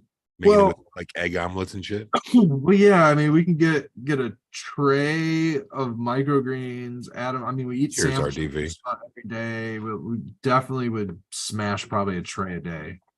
And I'm thinking that would be But the turnaround on that is quick too. It's like 3 weeks, right? Or some shit. Maybe 8 days. I think it's like Oh shit, it's even faster. Yeah, you want to eat them really young. We have some different container sizes to work with and try out. So we're gonna It's just like a clone tray, isn't it? Like you can do that. That's the most common way to do it. But we have a whole bunch of little carry-out containers, little plastic containers from getting like takeout food. They're like the black ones with the cleared lids and shit. Yeah. Exactly. Yep. See these plastic products, we hate plastic so much, but for what it is, You're not getting rid of it and throwing it in a landfill. we can recycle them. We can send them off to. Fortunately, our township gave us lent us recycling bin to use, and it's a big 100-gallon motherfucker, dude. And Oh it's hell yeah, that makes it so much. My shitty area I used to live had the little, just a little handled fucking thing, not even a garbage can, just add like a those until tote with no lid. we got Yeah. 2 of those before and had no lid on them. Yeah, shit blows all over the place, And for the first year I lived here, I just throw garbage bags in those things and be like, here, yeah, I got this is where my recycling is, and I'd throw 5 garbage bags behind them, like this is my recyclables, You know what they're talking shit when they're driving up to your place. Oh, it's this fucking guy. Yeah. All fucking recycle so much shit. And eventually I started keeping cardboard and started like a lot of my garbage just gets eaten here, and I don't use like the You ink. were a single man for a while. I do forget Yeah. that sometimes. Here. Some cardboard boxes with heavy ink and stuff. Like I am worried about You some can't fuck with the pizza boxes. It's dirty. They won't recycle that. ditoxins do exist in a lot of our cardboard products and paper products and those things. There's a gnarly limited half-life on those that just does not exit. But we were swerving away from this doom and gloom of fucking nasty hidden toxins and all that. No. That's why you don't use the garbage. Send that off to the landfill because they have the appropriate. They send that Garbage off. hill Is somewhere. that stuff off gassing into the pizza when it's like hot and in the box? What's that? Man, you're completely ruining pizza for me. You're ruining pizza for me. Yeah, dude. I have to bring my own box up there. I know, dude. I'm gonna ruin No, it. we all. just walk in with your own pizza peel. The wooden thing that you're usually reaching and slide it out with. Night Raider. Pass, man. Dude, brother. just take it there, be like, no, I don't need a box. Good. I'll take it in my bag. Don't touch my pie. Glass. We got 17 minutes left. Are we going to Cannabis. bring Yeah, this wagon back around towards the cannabis is a beautiful bioremediator, and so are mushrooms. And the both of them working harmoniously in nature and hopefully with ecological groups putting them to use, we can clean up some of this mess that we're talking about. I don't think it's doom and gloom at all, but I do think that there's a lot of like misleading products out there that are for just not sure. Yeah. food. You know what I mean? And I don't Because think nobody wants to take responsibility. I don't think it's right to mislead people to letting them think that they're getting like a well-balanced diet when they're not. You know what I mean? Because that ultimately leads to the bullets and band-aids machine. Profits over people. And I'll just call it that, the bullets to band-aids machine. I don't know, man. Like, it's good to see my elders currently in good shape. You know what I mean? because they were around early enough to not really. Eat fake foods. They get raised on good food before it turned fake. So No. therefore they're Yeah, ish, you know, sort of. I think that you know, the history tells us that it's really like our current food system, canned foods, the box, you know, the foods shelf stable for longevity, things like that, is a huge product of wartime. It's remained that way, you know, to be able to sustain the world on limited supplies and things like that. And then we've kind of just remained on this way you know of. what's crazy, man, is when you think about the pre-war shit, like the US highway system didn't really exist, like freeways and shit. Oh yeah, So, yeah. you know, you getting semi-fresh shit was not quite as easy. That's why people ate a lot of canned bullshit and boxed it. Well, yeah, and you ate locally too. Right. You know, you ate So what if was it's not in season, it's not in season. right. You didn't eat tomatoes from California. You ate tomatoes from your local. Jars. You know, some argue that that's kind of a reason why we have so many problems with diet and things like. Allergies. Yeah, allergens. Big time. Yeah, absolutely. A lot of these food allergens, you know, they didn't really exist decades ago, you know. I want to know, was the lowly peanut, is that like a worldwide thing forever, or is that something that's like a new world plant, or what's the scoop about I don't know, man. We made it here somehow. planter's peanut, man? We made it. We made it here somehow. We made it all the way through all them eras of without technology. We made it. Our family, our bloodline, yours, mine, abolished. You're down there. Becca's here. Everybody in chat, you're all here, man. Your You're grandpa here because somebody didn't fuck up before you got the your baton grandpa- passed to the next person. grandpappies. I It's don't know, like man. 12,000 generations or some wild shit. 2,000 generations. I don't know. Yeah. Pulling numbers out of the ass. Some astronomical fucking thing. You're like, holy shit, that's a lot of people. You're All the the one way that back when nature selected. aliens created us. Nature selected to. It They would be just- cool if we could really trace that and really be able to track like how far back we actually go. Mitochondrial DNA. To fish. Mitochondrial DNA. I just want to go back to They fish. go, everything goes back to one woman in like, fuck, dude, I can't tell you when it was because I'm just pulling numbers out of my ass. But something like, let me just use a number, 200,000 years ago, all mitochondrial DNA traces back to this one person. So like, you know, it's been theorized that it's been down to like 500 or 5,000 people on the whole fucking planet. You ever That's it. seen an anemone? Like a fish anemone? Anemone? An anemone? An enemy or an anemone? An anemone. An anemone. Like the Nemo. Anemone. Do do do do do. Anemone. Do And do then do. many of those. Anemone. Do many of do. those- Don't leave them stranded. Hit red. Da-na-na, da-na-na, da-na-na. Anemone. Isn't that Glenn Miller? Is that Glenn Miller Orchestra? That's not Glenn Miller Orchestra. No, it's the Muppets, bro. No, there's Or Sesame Street or one of those. Sesame Street. No, dude, that's Phenomena. that's an old school like 1940s something 3000. I just think of like the weird pink puppet shit that's doing. A lot of train. Can't remember the something train, the something 3000 or 10,000. I don't fucking know. Anyways, Don't do train music on air live. don't do train music live. 200 years back to yeah. That's probably where most of us came from. Technology, just a couple hundred years ago. Dropped the foot soft in a lab. Yeah, you want to talk about that. Just read this week that I think it was China found the oldest humanoid. Notice I say humanoid skull. It's like 1 million years old. Just fascinating as shit. Something that's 1 million years old. That's semi-intact. There's like a whole bunch of other species that precede us, so not necessarily us.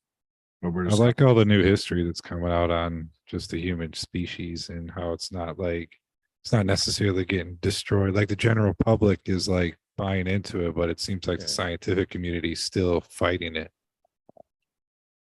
I don't think they're fighting it so much as it's like we, with our shitty fucking education system, at best you realize that there were, here's the thing, is it Neanderthal or Neanderthal?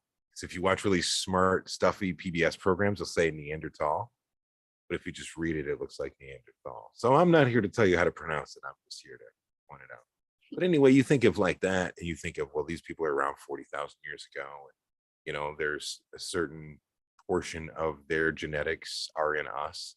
So because we were able to crossbreed with them, and you know what I mean? yeah, So they were the trait for red hair comes, predominantly from that. yeah. Okay. And then the other interesting thing is like they are the ones that came up with music. They are the ones that came up with boats. They are the ones that came up with fire, not us. Like the shit goes back further than us. So Here's us. it's like, How do you know you're not Neanderthal? You might have Neanderthal well, blood. there's Cro-Magnon, there's Denisovan, there's fucking Homo fucking habilis, and then there's like the Florensis. Anunnaki. Dude, it just goes on and on and on and on. And on. I Forget think about the Atlanteans. got the Anunnaki. Hmm. Mm-hmm. Don't forget the Anunnaki blood. It's there. You're there. They're in chat. We got the Anunnaki here still. Are they part of the glucose gang? Maybe. Okay. Possible. Could be a big possibility. Oh yeah, get it out. Dog. It's good to have you back with us again, Ballast. Yeah. Feels good to be back. Missed you guys. Miss you, dude. It's crazy how like it's probably been 3 months since I've been on the show, and it just flew by. Well, dude, the holidays is a crazy time, man. It's winter time, harvest time, and goes back to the end of summer before you really get a break. I'm not sure when we've had one. Are you going to do outdoor this year, Ballast? Oh yeah. Oh, I yeah, try to man. do it every year now. Like I want to see if I can keep on going with like I've had basically every season where I don't have to like water outside unless I'm doing some kind of feeding, and keep that up. Oh yeah. Oh, Run yeah. the ABOG out again. Maybe That might be something different this PTSDs. year. Yeah, I still have PTSD seeds. Mhm. Shit, I'd take them. Fucking flavors, man. That was my outdoor this year, was all 2020 Mendocino. So smell of success, something good. Humboldt Afghani. Fuck Snow G. Girl Crush. And Nose Candy Auto. And some other auto I can't remember. But I'm very, very happy with the outdoor growing on those. Nice density on the bud, great flavors, pretty much, solid structure. I didn't really have to structure anything, hold it up with, bamboo or anything. I actually need to start whatever I'm going to do up here soon, because I think I'm only going to do probably 1 to 3 plants this year outdoors and just, veg really well freehand. Yeah. Get your And I structure can down really, nice and solid. yeah, and then I can really baby them, put up little special walls like I did for that OG that I documented. That kept that plant really clean. Did you do the sour melon outdoors? I've done it before in the past. It's hard to finish here in Michigan, Yeah. unless you got a greenhouse, of course. Yeah. Because otherwise it wants like 70 days. And that's like if you did everything perfect with it and it's senescing correctly or whatever, like that strain can go 100 days easily. It's in the dirt. It's going to do what it wants to, I think we're gonna grow an indoor soil bed. Yeah, man. Fuck yeah. Like Like a grassroots style one, or more like a city picker sips, or like I a might- I frugal might- bed where you do the kiddie pool with the Build hydrogenic shit. something. I might build something out of cedar. I don't know. I might get some cedar planks or something and build a little something and do the thing. We'll see. I might go that route. That might be easy. But like for building a living soil bed and growing probably some cover crops, and then maybe throwing some cannabis in there, probably messing around, Transplant into it, dude. That's what I yeah, did. maybe messing around with some different things, some different top dressings of different species of mushrooms, and maybe some like root crops, right? Some onions, carrots, some things like that, like a real deal indoor garden bed. You can do it if you have an extra 4x4 and a 4x4 like a raised garden bed, like a grassroots one. It's really nice because they have ones that are made specifically for like the more organic growing, because they have like the membrane on the sides of it so that it keeps it moist on the sides rather than letting it wick out dry too quick. But you could literally just have a 4x4 that you have some potatoes in, and you have some tomatoes, and you have this and that and the other.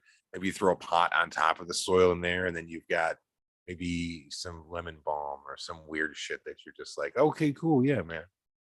So Cannabis plant can always Let fit. stuff vine up the sides of the tent. You can get wild in there. I think that's going to be the fun new grow room designs. It's always been kind of,